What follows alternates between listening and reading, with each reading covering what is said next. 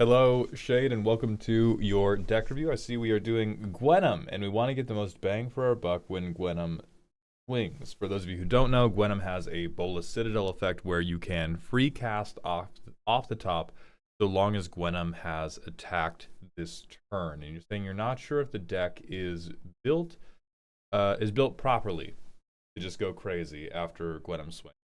I'm unsure if I need the deck to turbo fast or slam more ways to get Gwenum swinging the turn she drops. Okay. So, from premise, and this is going to be really difficult to navigate in a deck that is anything below bracket 4, if you want Gwenum to have a good chance of working, you want to have as few lands as possible. I'm normally the guy who's recommending like 38 to 40 every deck. Don't worry about trying to mulligan to getting like a keepable hand that can even play Magic. Have enough lands that most hands will be keepable. For Gwenum, you have 35. You really want to see if you can get away with 30 to 32, because anytime you hit a land, your turn's basically done. Right? You can be clever and you can hold your land drop for turn. There are a few ways to like draw a discard to get another errant land off the top, but for the most part, when you swing Gwenum, your goal is now I'm playing everything I see. I'm playing everything I see, and the only thing that can stop me is seeing one or two lands in a row. Now, in terms of what you're going to be seeing, we can make people lose life just as we are. We can get a bunch of harpies. We can do vaguely mean shit to them with Archfiend of Depravity. Make them lose double life. Archon of Cruelty. Arden the Usurper is great. We're gonna miss one turn of his combat trigger, but he's still a very, very good card. We will rob somebody else. If they would lose life, lose twice as much. Whenever they lose life, I gain life. I rob badly. I say that with love in my heart for this card. I have resolved Brainstealer Dragon double-digit times. It has always whiffed. It's always a bad card. More Funny Theft. We can double some mana. We can punch people really hard. We have Gary. Pay 2 life, Surveil 2 is also very good.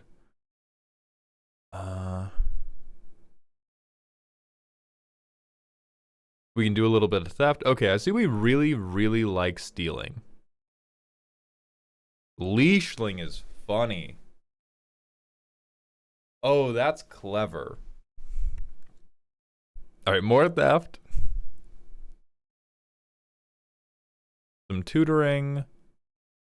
A little bit of life gain, which is not bad at all. And then the Sheoldrids, the Valgavoths. Okay. And then we have a fair bit of ramp. We have Portal to Phyrexia. Scroll Rack is very cute. Okay, so I think the thing that would stand in the way the most is this does not look like it is built to win the game that Gwenum swings. And I'm not saying you have to build it that way. I just want to set your perspective on the ceiling of Gwenum is I swing her, I win the game that turn. You know, you can do what people normally set up with Bolas' Citadel, which is a Sensei's Divining Top, Aetherflux Reservoir combo. I am not personally up to date on a ton of Bolas' Citadel combos because I play cool cards, but Gwenum is a cool card. And the Gwenum deck that I normally play is not built to try to win or even get close to winning because I have swung Gwenum once. It is normally built to flop out like one funny cool guy. And that kind of seems like what your deck is built to do. You've probably built a deck that is capable of that. Let's see how it goes right now. All right, I get one land. I do have ramp, and I have Crypt Ghast, but I have one land. I have one land, and I have Mox Diamond. I have 2 lands. I have a Tutor, and I have a big Mana Dork. So I probably bottom this guy. Draw. What the hell is this card? Conch Horn. Sacrifice it, draw 2, then put a card from your hand back on top of your library. That's adorable. Alright, I hit my 3rd land. So on turn 3, ba ba ba. Turn 4. Now, if I was being an adult, right? If I was being an adult, this Grim Tutor would become Swiftfoot Boots. Or would become Lightning Greaves, which we don't have in the deck. We're going to pretend we have that in the deck. So I tutor for a Lightning Greaves that is definitely in my deck. I play the Lightning Greaves, so now I have Lightning Greaves on the field. Next turn, Gwenum, Greaves. I swing. Let's see what we have on top. Vampiric Tutor, hell yeah. What would our best possible thing be? Man, I don't know about best possible, but I love Valgavoth. Definitely not the best possible, but a flying 9/9, that's my guy. So we're down 10 life at this point.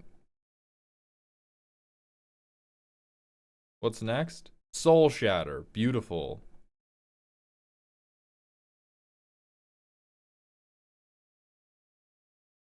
Oh, we can't even, we are limited by timing restrictions. Okay, so the Soul Shatter is all happening post-combat. So I go up 4. Maybe Gwenum died, who knows? I get Hoarding Broodlord. I go down 8 more. Oof. We're down to 23. But I get to...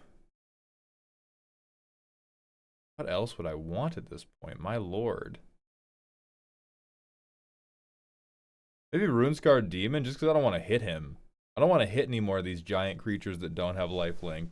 Ugh. Alright, what's next? We see a land now. Yeah, now we get fucked. So we pass. That's going to be our next draw. Oh, wait, actually, this was turn 5. We didn't play a land for turn. Never mind, land drop. We keep going. Archfiend's Depravity. Great. Now we see the land drop that fucks us. We have 18 life. We pass the turn. Everybody wants to board wipe us. But, like, that worked, right? That is the desired outcome of a Gwenum deck. And so I think the...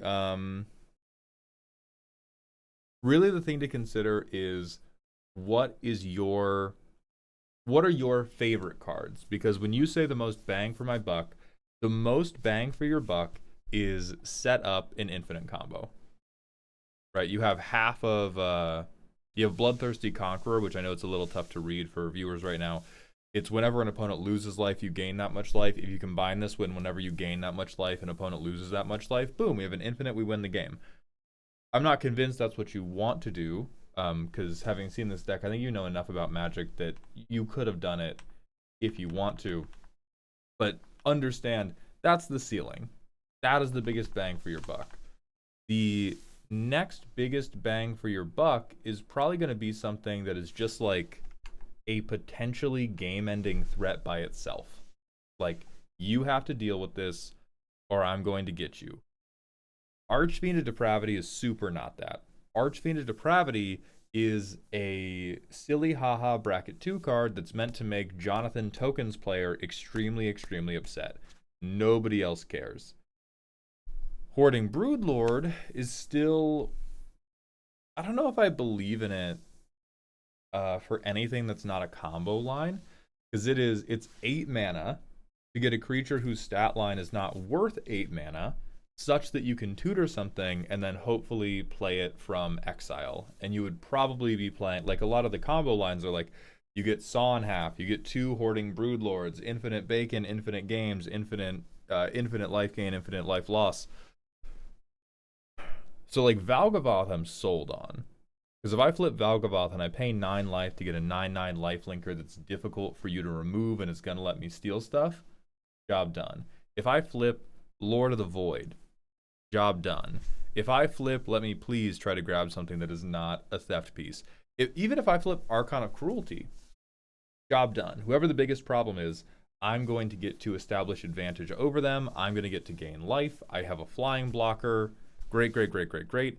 Even Demon of Loathing I would accept. I have a big, huge threat. He can kill you. This is... And so the stuff that I am less keen on is the stuff that is like a vaguer value engine or doesn't translate as directly to me killing you with hammers.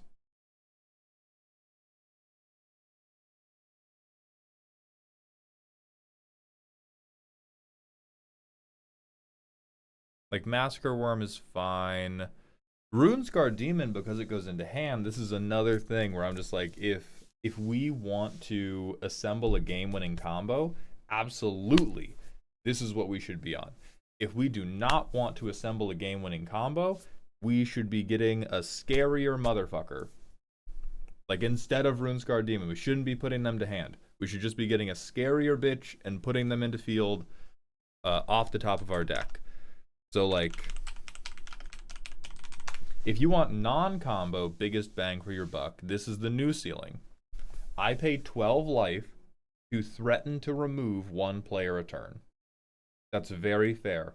I know people have very strong opinions about this card, but if you are in, like, bracket 3, the plan being on turn 5, I'm going to swing my commander and pay 12 life for a Blightsteel and try to clean you all up by turn 8, turn 9, that's fair. You have my seal of approval on that. I will defend that deck building choice to anybody who presses you on it.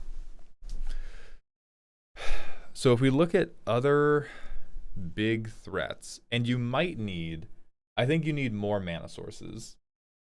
Let's do a few quick playtests to see how tough the mulligans are. Like this hand, oh my god, can we not keep this hand? I'm going to, just to see if God loves you. Hold on. No, they don't. Or, well, you would have 2 turns. Hold on. No, they might still. They do not. Yeah.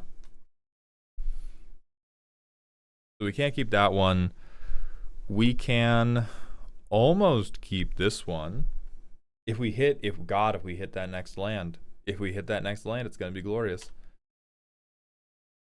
We Mox Diamond and we Conchhorn. Please? Oh, Lord. Oh, Lord. It's working. Alright, so we get Gwenum. What do we flip? Hey, Bloodletter of Alclazotz. This guy's not a great threat. He does turn your threats into way bigger threats. So I'm like kind of partial to that. Oh, hell yeah, Chroma's Memorial. Great card for beating people to death. Vampiric Tutor, we get Valgavoth on top, we get Valgavoth out. Now, we have like no life left. But we have a big and huge 9/9 who's going to smack people to death. Great. Oh my lord, I love land dropping into Cabal coffers. Edict just to make everybody hurt.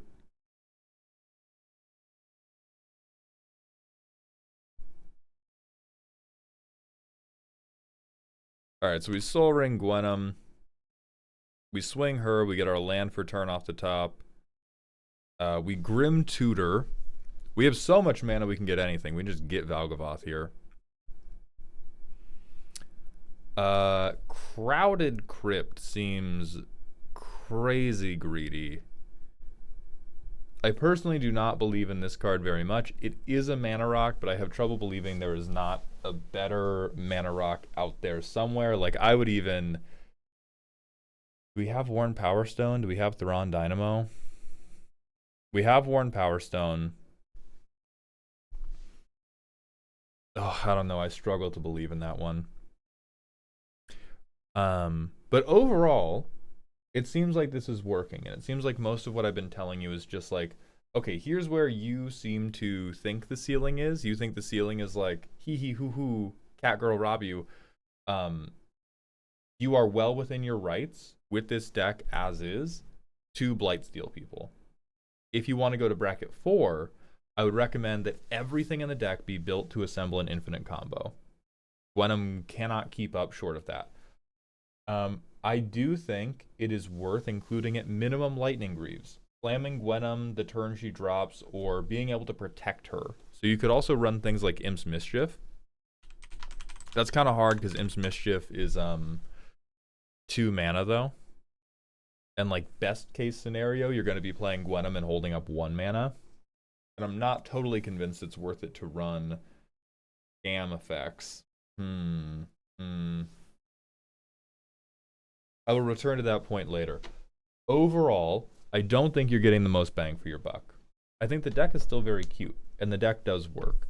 You just need to decide how scary you want it to be. I would call this like, this is effectively a bracket 2 deck with 3 game changers in it.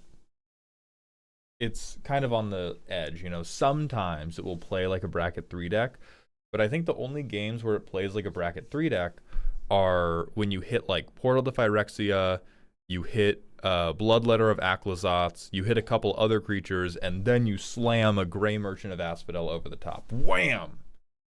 Right, like the absolute glorious ceiling of this deck is bracket 3. The floor of this deck is I hit a below rate creature and then a land and I pass. And that's okay, right? There's nothing wrong with playing decks that are weaker because you have more fun with them. But I do think it would behoove you to understand more what you want out of the power level of this deck. And if you want it to be like, if you want it to be for sure bracket 3 no problems, the threat quality should go up. And I think a few of your tutors can even go for that threat quality to get higher. I would want to see more things like Blightsteel. I would, what other terrifying motherfuckers could we put in this deck? Creature, Commander Black. A mana value greater than or equal to 5. There's some very, very scary creatures that don't necessarily have to be 9 mana. Do we have Whispering one? I think we do. We don't. I would be saying things like Sheoldred Whispering one. Things like Eldrazi.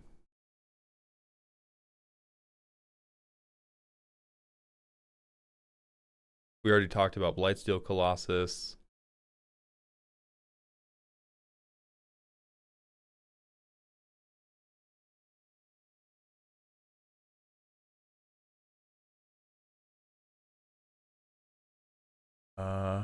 We could do Platinum Angel, which would be kind of cute.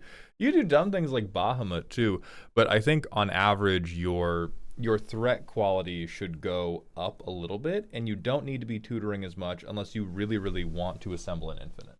And if you really, really want to assemble an infinite, then I think a lot of the expensive stuff gets dropped in favor of low mana value stuff that you can just rip through as quickly as possible to dig for like Sensei's Top, dig for Aetherflux, dig for the 2 halves of your, I believe it's Exquisite Blood and Sanguine Bond.